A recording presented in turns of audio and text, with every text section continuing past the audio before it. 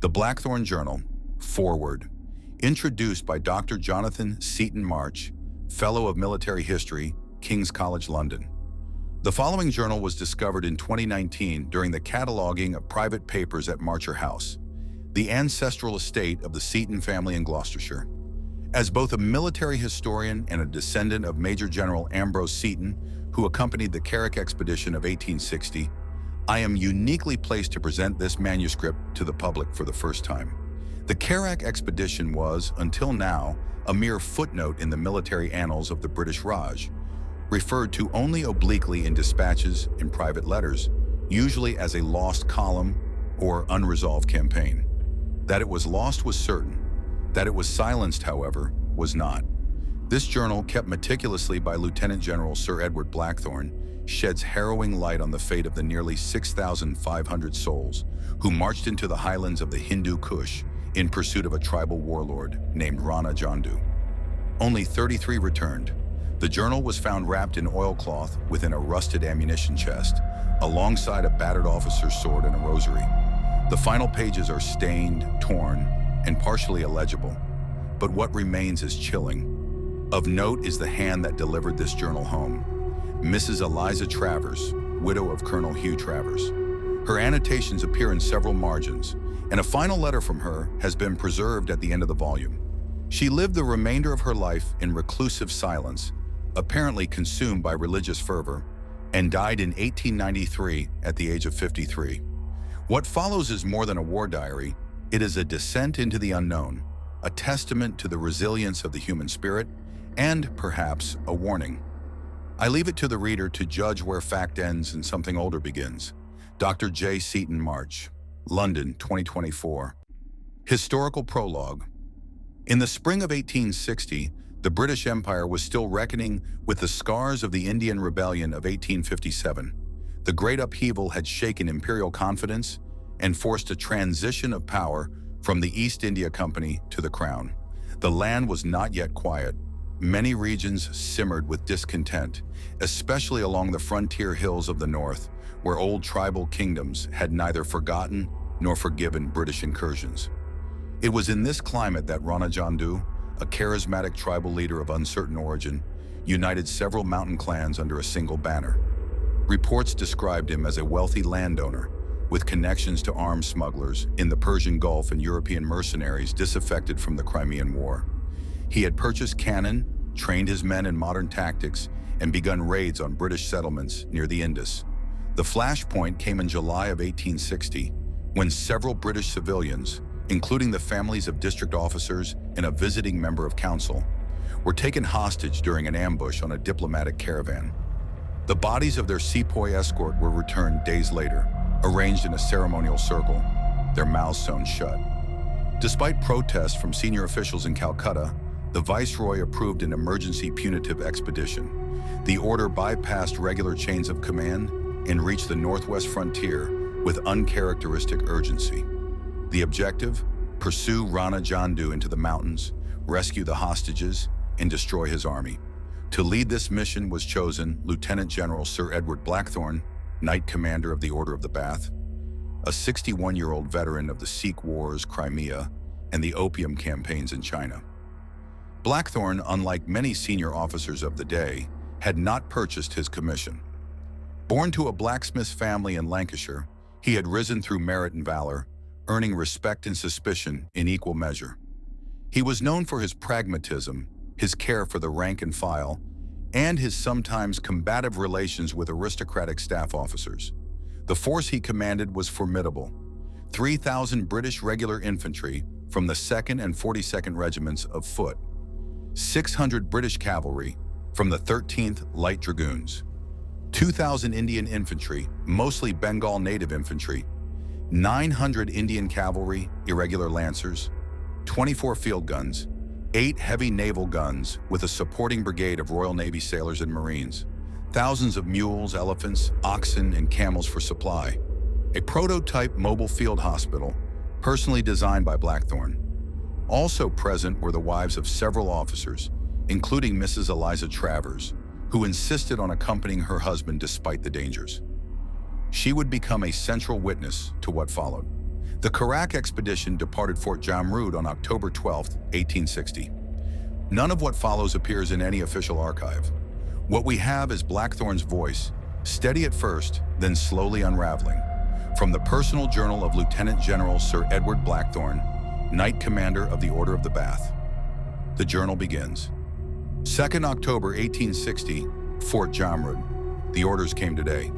Unsealed, unsigned by hand. Just the cold crest of Her Majesty's government and a message written in the sterile cadence of bureaucracy. Advance into the Karak highlands and pacify the tribal uprising led by one Rana Jandu. Priority, rescue of hostages and establishment of control in the region.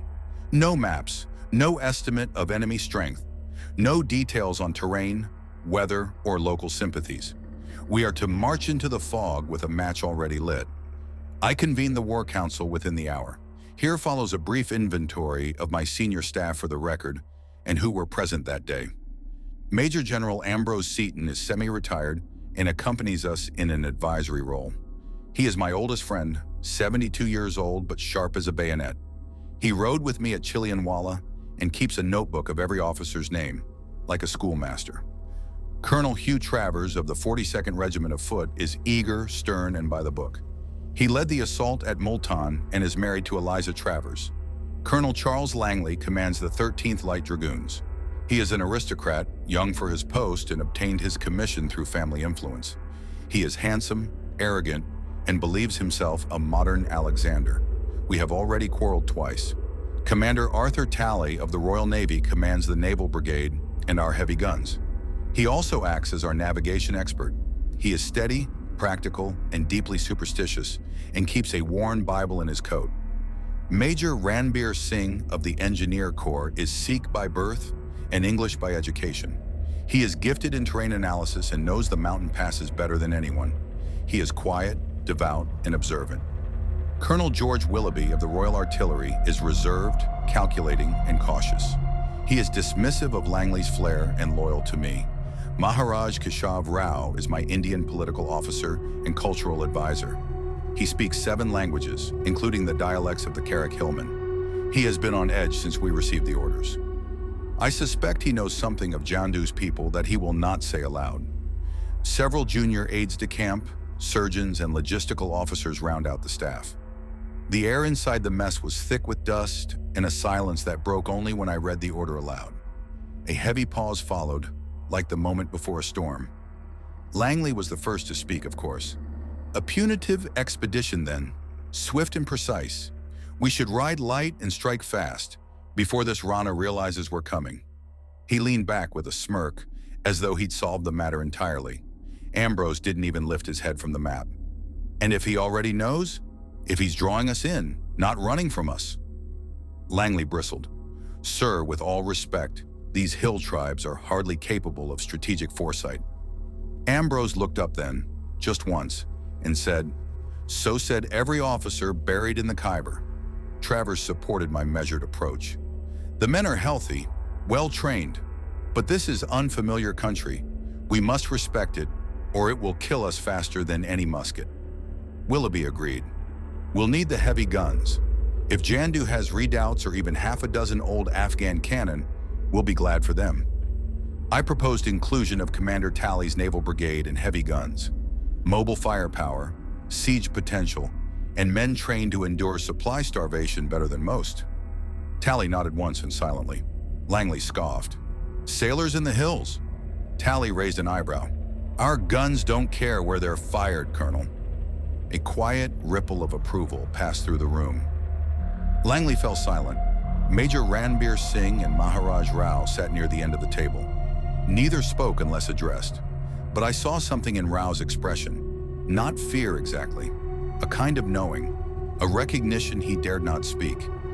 After the others left, Ambrose lingered. We sat a while sipping black tea gone cold. You've been chosen for this because you'll do it right, he said at last. But tread lightly, Edward. This land does not give up its secrets easily, and the ones it keeps in blood. I nodded.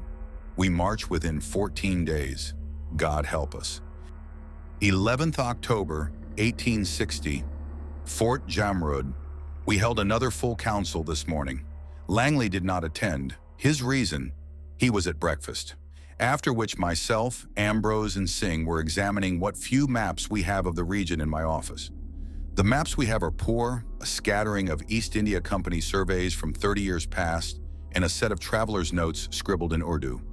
The region ahead, Raktadera, is known only in whispers. Langley then strutted in, swaggering in his cavalry coat, saber at his side. He made a direct appeal. "We must press the cavalry forward at speed," he said, loud enough that a company drummer could have heard him from the ridge. "A forward screen, deep into enemy territory. Let them see our confidence." I glanced at Ambrose. He said nothing at first, just tapped the faded edge of the map with one gloved finger. "You're suggesting we send riders," he said slowly, "into terrain none of us have ridden, without intelligence, into a valley known for consuming men whole?" Langley did not falter. "It is cavalry's duty to outpace risk. Delay gives the enemy time." Ambrose looked at me. I spoke next. "We will proceed in order. Major Singh's engineers have proposed a system. Indian cavalry will screen our flanks and forward trail in skirmish order. Langley, your regiment will remain with the main column, mounted and ready to react. That is how we proceed. Not in haste, not into fog." Langley's jaw tensed. Singh stepped forward to explain the terrain. Ravines, choke points, narrow valleys ripe for ambush. Langley scoffed. "The advice of an engineer, and a native one at that." Ambrose rose from his stool. "Colonel Langley," he said quietly, "Captain Singh has ridden these hills. Have you?" There was no reply. Langley left soon after. He saluted, but it was a short gesture, almost sarcastic. Ambrose watched him go.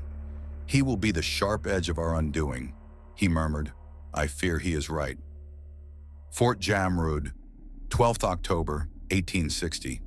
The morning broke with dust and steel. Camp drums sounded well before the sun rose over the sandstone fortifications, and by breakfast we were already in motion. The expedition is underway at last. My orders arrived a fortnight ago, rushed, vague, and infused with the usual bureaucratic bravado. I requested further intelligence and was met with silence. I asked again. Silence. Even Ambrose, who knows the minds of these mandarins, confesses unease. They have sent us into the mountains without knowing what lies at the end of the path. Or worse, they do know and choose not to say. Still, the men are in good spirits. They cheer easily, sing bawdy songs in the evenings, and march with pride in their step. Soldiers rarely sense what generals do. This morning I rode ahead of the column to inspect the vanguard. Colonel Travers leads the 42nd with his usual stiffness, though I trust his steel. His wife, Mrs. Eliza Travers, is a curious presence, young, sharp-witted, and more at ease among gunpowder than drawing rooms. Her resolve unnerves the other officers' wives, I think. She rides with them in the rear wagons, her eyes always scanning the hills. We travel heavy, 6,500 men, field guns, baggage wagons, supply animals, and the infernal mobile hospital I insisted upon. The medical men grumble, but they'll thank me when the fevers come. Tonight, I dine with the staff beneath the stars. We've pitched our tents in orderly rows on the plains west of Peshawar. The mountains loom ahead, shadowed even at dusk. I can almost feel them watching us. 13th October, marching north. I have ordered evening briefings and early marches to make the best use of daylight. The land begins to rise now, dry riverbeds and rocky hills. We pass crumbling towers from older kingdoms, the kind of ancient stone that still holds whispers. 16th October, first skirmish. This morning, our cavalry scouts encountered a small party of armed men near a ravine east of the main column. The 13th gave brief chase but returned without prisoners. One sepoy was wounded by a Jazail. The strangest detail, the enemy riders made no effort to flee properly. They rode slowly, just out of reach. They watched us as they withdrew. No banner, no formation, almost ceremonial. Colonel Langley dismisses this as an act of contempt. "They fear him," he told me at breakfast, and rightly so. I found no comfort in his confidence. Keshav Rao grew pale when I described the encounter. He excused himself from supper without explanation. 15th October, Camp Bellamy, north of Jamrud. Today we halted for a day's rest and reorganization. The ground here is flat and dry, offering a suitable campsite before the terrain begins to climb. The men pitched their tents swiftly, and the regimental cooks made a respectable stew from salted mutton and lentils. As I walked the camp this evening, I passed by Colonel Langley's quarters, if they can still be called that. The man has transformed his living space into a canvas palace, large enough to swallow a quartermaster's wagon and ostentatious enough to shame a maharaja. His tent rises like a cathedral among the rows of regulation canvas, double-lined, striped in green and white, and reinforced at the corners with brass fittings. 2 wagons were requisitioned to transport its parts. 2 entire wagons, while my officers double up in the rain and the wounded bake under sun-bleached cloth. Inside, I glimpse Persian rugs, carved teakwood chairs, a writing desk, French by the look, and a collection of cut glass decanters arranged like jewels on a sideboard. Whiskey, port, brandy, more than any officer has call for. His servant, a quiet boy from Calcutta, knelt by a brass samovar, preparing spiced tea on a silver tray. Langley himself lounged in a brocade dressing gown and slippers, leafing through the field while the drums of our Gurkhas rang through the dusk. He caught my expression as I passed. "One must maintain standards, General," he called out, lifting a glass, "even in the wild." I did not reply. I've known men like Langley my entire career, born into the right schools, right families, right regiments, men who carry rank as an inheritance and speak of command as if it were a birthright. He believes himself heroic already, destined for dispatches in Parliament. But I have seen what war makes of such men. They forget the smell of blood until it's their own. I've left instructions with Captain Elridge to double-check our baggage manifest. We are running heavy, and 2 wagons might soon be better spent hauling rations than mahogany and Madeira. If Langley resents that, he can sleep on his damn rugs. 18th October, Campfire Conference. Tonight, beneath the cold moon and the stars that spill like frost across the heavens, I met with my senior officers in council. A fire was lit in a ring of stones. Our tents nearby but empty. There is something old in the air tonight, and I wanted to see the whites of their eyes. Ambrose believes we must proceed slowly and secure each pass. He suspects the enemy seeks to stretch us thin. He still calls me young Edward, which I find oddly reassuring. Langley, damn him, presses for boldness. "They are rabble with muskets," he said. "We should ride upon them and scatter their flocks before they find their footing." Tally and Willoughby nodded with caution. "Ride where, Colonel?" I asked. "Their force is a shadow, not a line, and shadows move." Mrs. Travers passed briefly beyond the circle, leading a child to one of the wounded wagons. Her eyes met mine. A strange melancholy rests on her. 20th October. Signs and specters. Keshav came to me in my tent today, looking drawn and frightened. He spoke of ancient practices among the tribes, rites of blood, of possession, of walking beyond the veil. He would say no more. When I pressed, he looked at the canvas wall and whispered, "They do not fear death, General. They worship it." I told him plainly, I do not believe in devils. I believe in bullets and bayonets. And whatever Jandu worships, he will fall before the Queen's steel. But even as I write this, I hear distant hooves beyond the perimeter. Our sentries report shadows among the ridgelines. They never close, never fire, they only watch. 21st October, 1860. Forward camp, lower pass. We held a war council beneath the main canopy tonight. My senior officers and I, ringed around a battered campaign map lit by lanterns and shivering candlelight. The air outside was heavy with sand and smoke. The wind has begun to howl through the gullies after sundown, and more than one sentry has reported movement in the hills. Langley dismissed it as goat herders with nerves. But Ambrose sat silent for most of the meeting, eyes fixed not on the map but on the terrain itself. "The pass narrows here," he said at last, placing his thin, liver-spotted finger on a ridgeline. "It's where the land would hold us, if it wished to." Langley smirked, arms folded. "We're not fighting the land, sir. We're fighting a ragged collection of desert men with scavenged guns." Ambrose looked at him, calm, tired. "And yet they have not fought us. Have you asked yourself why?" Silence. Only the hiss of the lantern. "They are bleeding us," he continued, one fevered step at a time. "Every day we go deeper, we slow, we lose cohesion. You can win a battle, Colonel, and still lose a war you don't understand." I could feel the mood shift. Willoughby glanced at me. Tally remained stone still. I asked Ambrose what he advised. "Hold the pass, rest the men. Send a reconnaissance in force toward the next rise, but do not commit the column. Let them come to us. That is when they are weakest." Langley erupted, of course. "You'd have us wait for vultures to decide when they'll pick our bones?" Ambrose met his eyes without blinking. "If they are vultures, Colonel, then perhaps we are already meat." That silenced him. I did not issue final orders that night. I told them we would review disposition at dawn, but I already knew I would press forward, not because I doubted Ambrose, but because I feared he was right. And still, we march.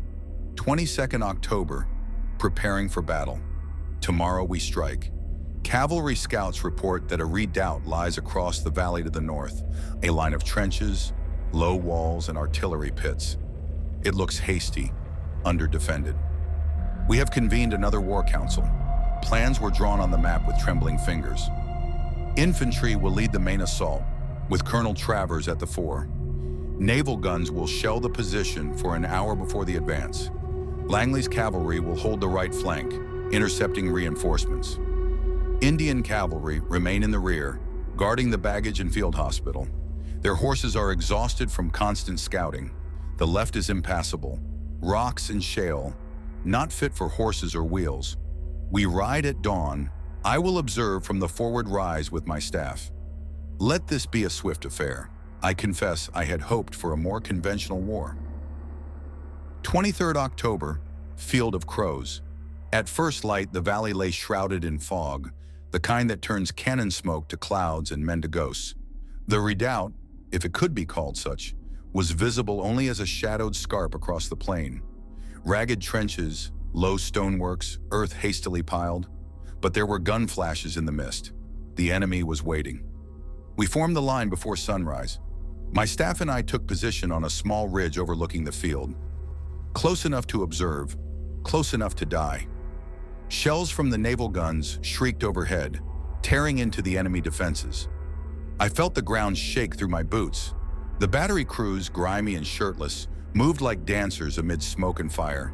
Colonel Willoughby's 24 field guns also unlimbered ahead of us at the bottom of the ridge and pounded the entrenchments before them, with Willoughby himself mounted upon his horse behind them, cautiously observing the effects of the bombardment through his field glass. Colonel Travers, stoic and unflinching, led the 42nd and the Bengal infantry forward with grim efficiency.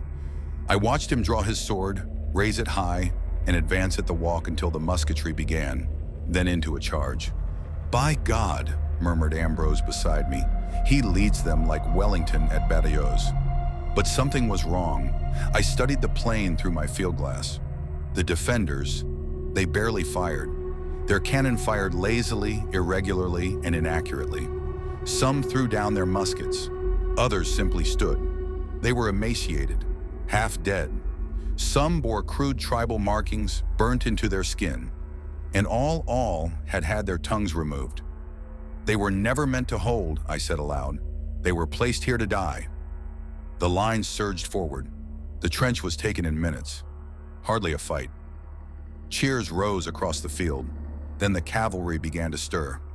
Colonel Langley, at the head of his dragoons, saw the enemy break and sought the glory of a charge.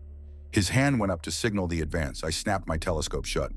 "No, sir." Captain Elridge, my aide, leaned close. "Signal the cavalry to hold, now." "But the enemy's fleeing." "I said hold." My voice cut across the din. I turned to Major General Ambrose. "The horsemen, see them?" He nodded, raising his own glass. "Still watching?" "They're not fleeing, they're luring. If we send our cavalry now, they'll be drawn into open ground. Flat ground, ideal for an ambush. The real force is beyond those hills." Ambrose frowned. "A trap? Most likely, or worse." We dispatched riders with the order to restrain the advance. But Langley, flushed with ambition, sounded the charge regardless. His dragoons thundered out across the plain, sabers flashing. Across the far ridge, silhouetted like carrion birds against the dawn, stood the horsemen, the same shadowy riders we had seen for days. Cloaked, still, watching. They never moved, never raised their weapons. They merely observed. Then, like mist dispersing, they turned and disappeared into the hills. The cheering fell silent. Late afternoon, after the battle, the field stank of blood and powder. I rode into the captured position under a sky of circling crows. My men greeted me with cheers and waved their hats above them. I could not return it. The dead enemy numbered nearly 2,000. Our own losses?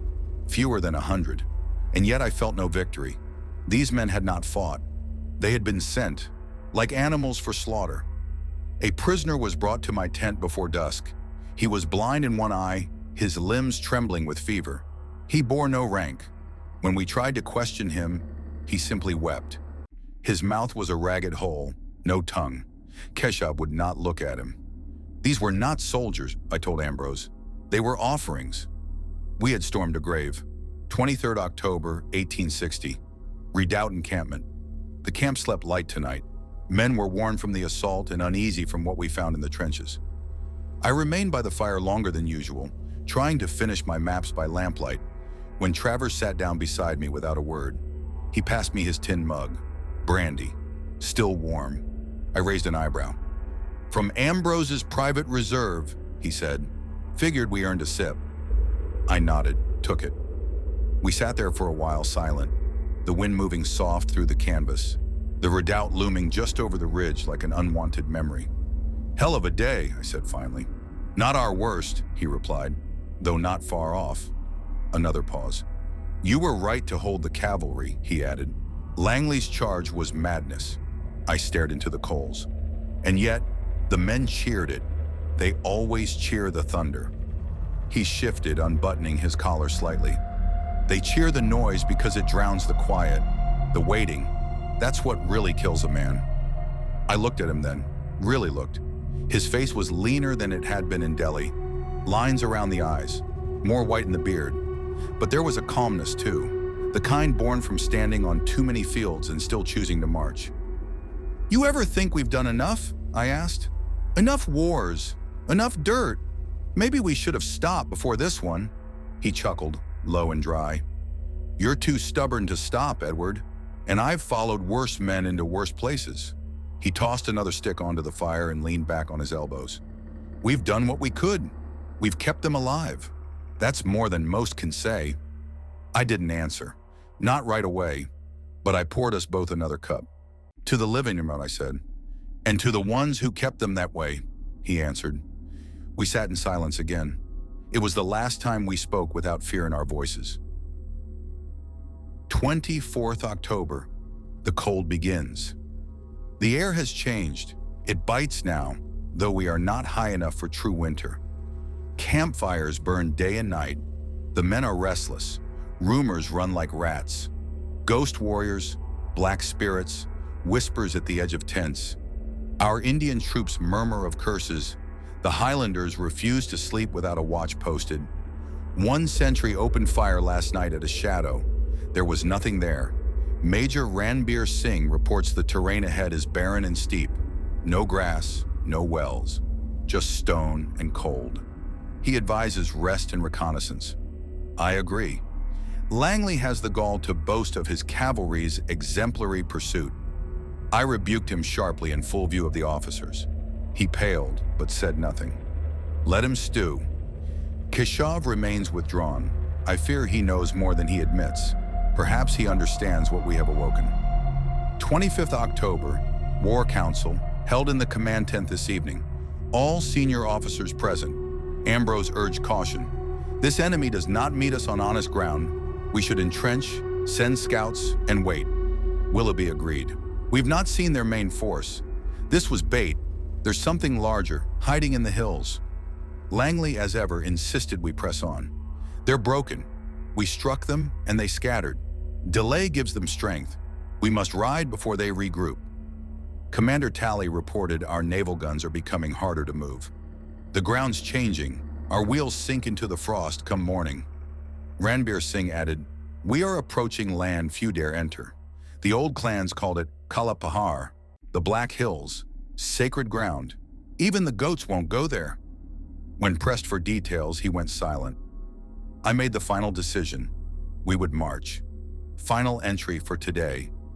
The men are singing again, but the tone is wrong. Joking becomes shouting. Shouting becomes silence. Several soldiers have taken ill with a strange fever. The surgeons say it is likely from poor water. I fear something else. I cannot sleep tonight. I keep seeing the horsemen, not in dreams, in the dark, watching. 26th October, the March resumes. We left the field of the redoubt behind us. The wounded, such as they were, have been tended to. The prisoners, silent, tongueless, have either died or wandered into stupor. I ordered one buried with full rites. No man should die nameless in this cursed place. Commander Talley's Blue Jackets took 3 days to winch the naval guns over the ravines. The land here is a cruel staircase, rock and thorn and white dust. No sign of water, no birds, just the wind and that ever-present feeling that something watches. We press into the Kalapahar. Morale has begun to fray. At night, the men mutter in their sleep. Sentries are increasingly jumpy. 3 men shot shadows last night. We are burning through ammunition faster than expected. Ranbir Singh will not speak when asked about this place. Mrs. Travers and several other wives have taken to assisting the field hospital. They are stalwart, God bless them. Mrs. Travers especially. A fire burns behind her eyes. 27th October, conversation by the fire. A rare quiet moment tonight. I took supper by the fire with Ambrose, Talley, Willoughby, and Captain Elridge. Colonel Travers could not join us due to ill health. I do wish him a swift recovery. He is most invaluable. "The men need rest," said Talley, chewing a pipe stem. "We've marched nearly 30 miles without a proper halt, and the cold." "It's not just fatigue," Willoughby murmured. "I had a man try to climb into my tent last night. Naked, raving, thought I was his mother." "They've had bad water," Ambrose said. "Or worse," said Elridge, voice low. I sipped my brandy and listened to the fire pop. Then I said, "Whatever stalks these hills, whether mortal or not, it means to delay us. Wear us down. Break us before we reach the stronghold." Ambrose nodded. "Like Napoleon in the snows." "Except these snows whisper." None laughed. 29th October, disease. The surgeon Macready has named it fever delirium. Begins with chills, progresses to fever, then visions, voices, violence. Men talk to people not present. Some try to run into the hills at night. We lost a sepoy this morning. He slit his own throat in the mess tent. One man had to be restrained by the orderlies in the field hospital, for he would not stop clawing at his own skin.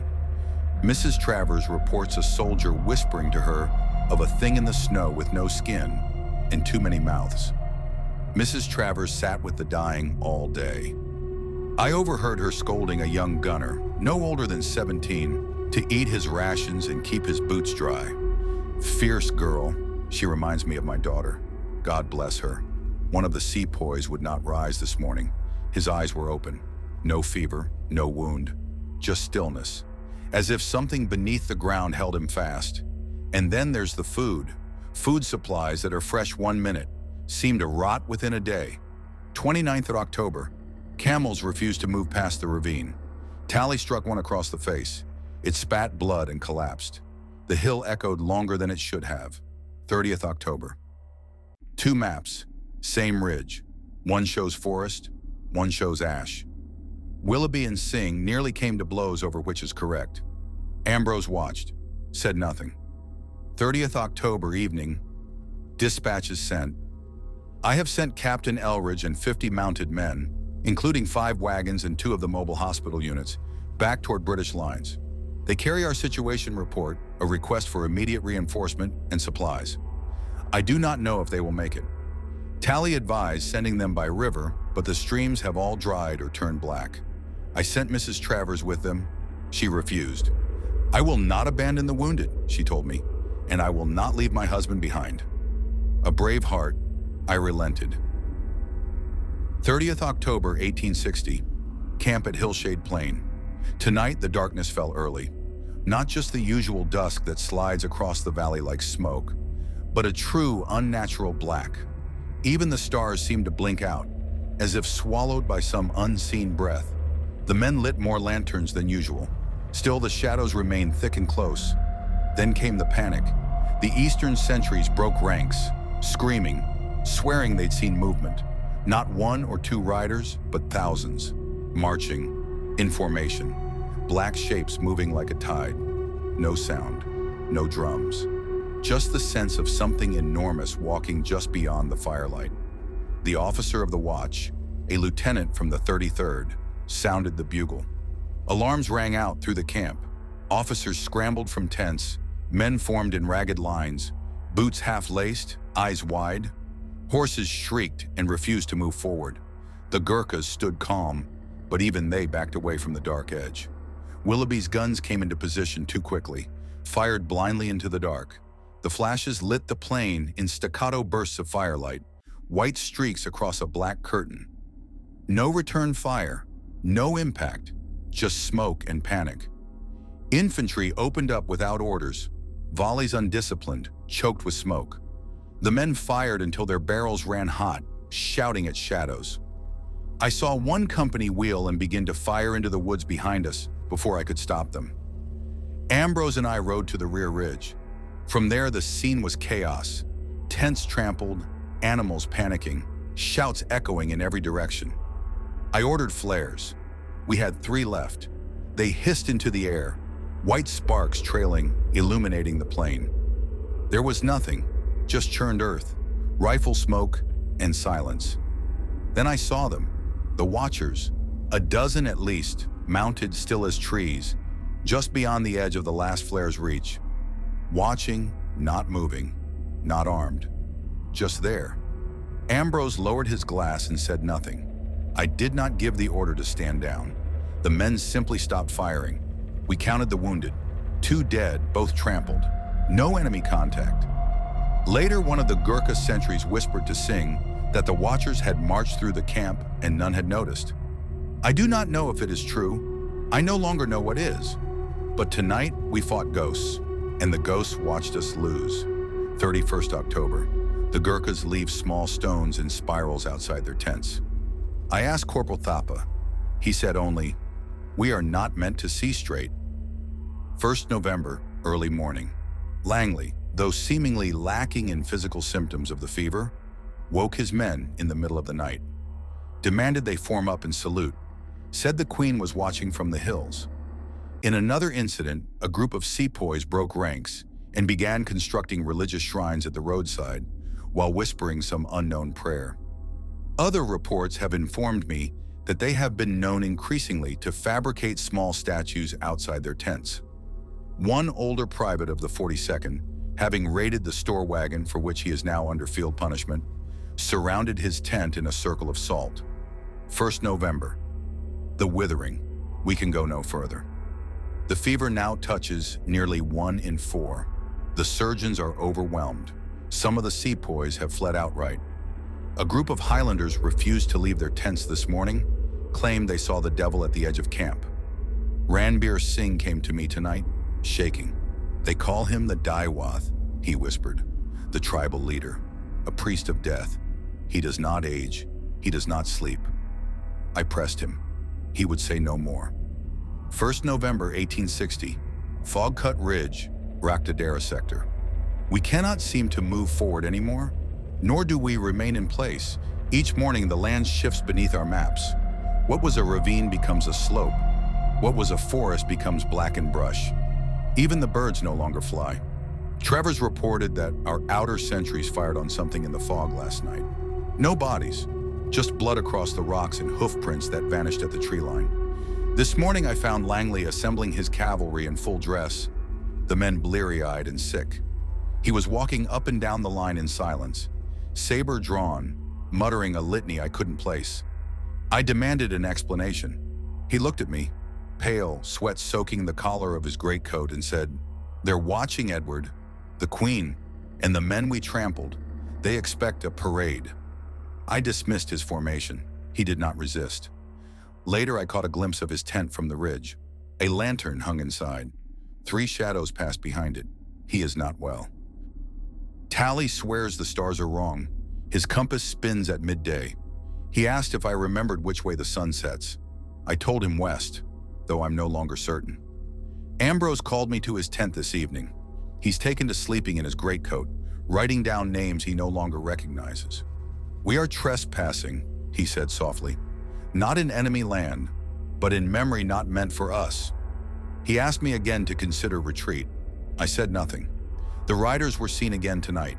They no longer keep their distance. One passed within 20 paces of a sentry.